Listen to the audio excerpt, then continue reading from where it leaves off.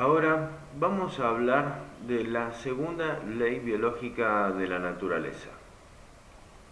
Esta segunda ley biológica, cuyo nombre es la ley de la evolución bifásica de todos los programas especiales de la naturaleza con pleno sentido biológico.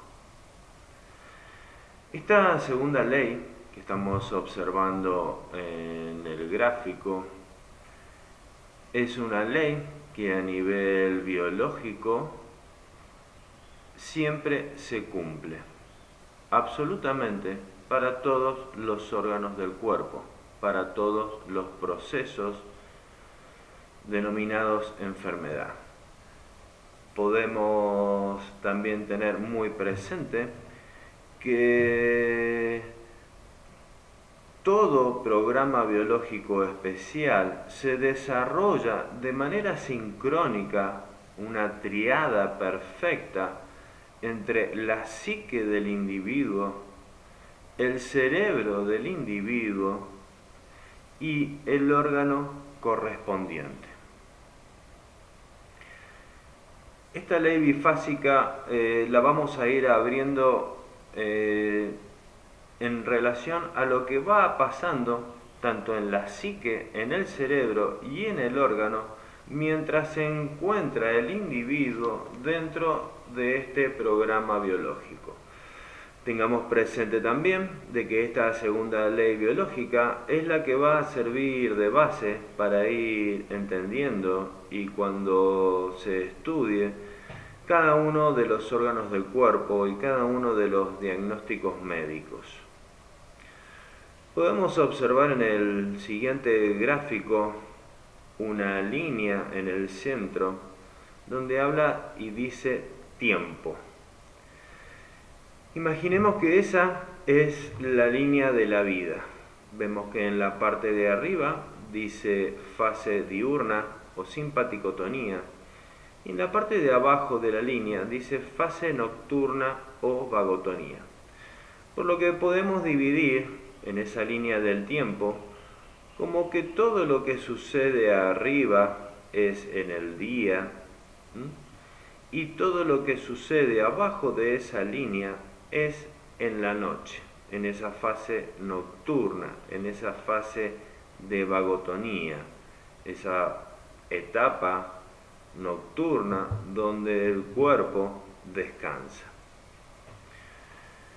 Podemos ver esa línea negra que va formando un movimiento de la misma intensidad durante el día y la noche, hasta que, como hemos marcado en el gráfico, el individuo experimenta un DHS, experimenta una situación donde en algún aspecto le faltó capacidad de respuesta.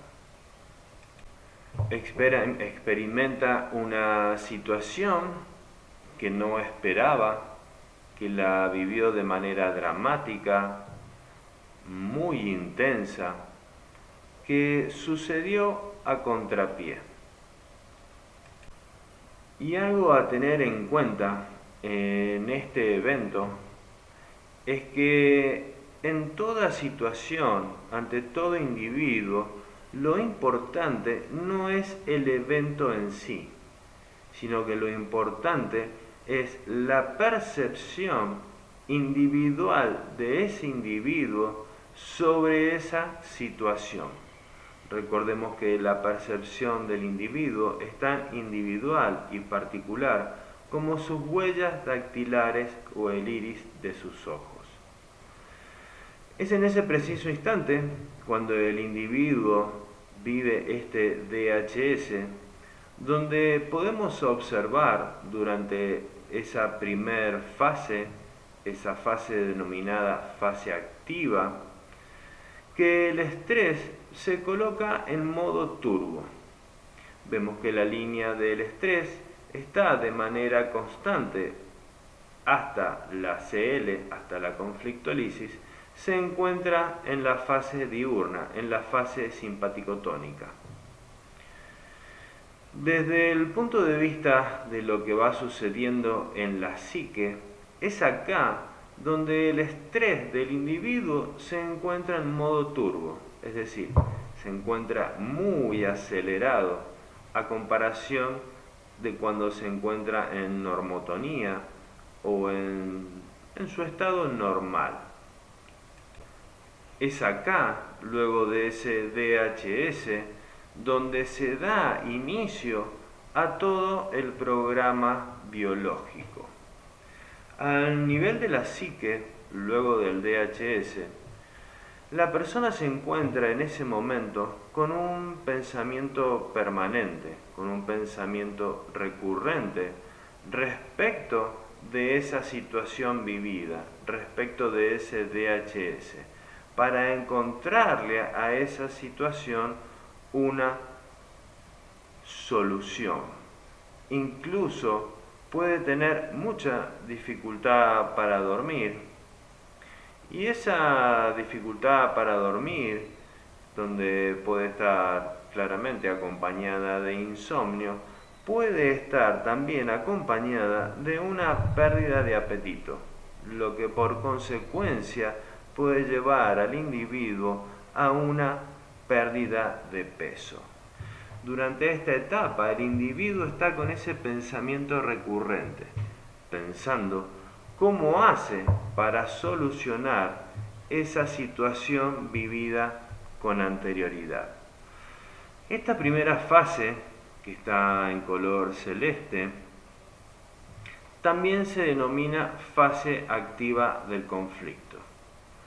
Una de las características también acá es que durante esta fase todos los vasos del cuerpo se contraen, razón por la que las manos del individuo, como tanto sus pies, sus extremidades, se van a encontrar más frías de lo convencional. Durante esta fase activa, el individuo se va a encontrar,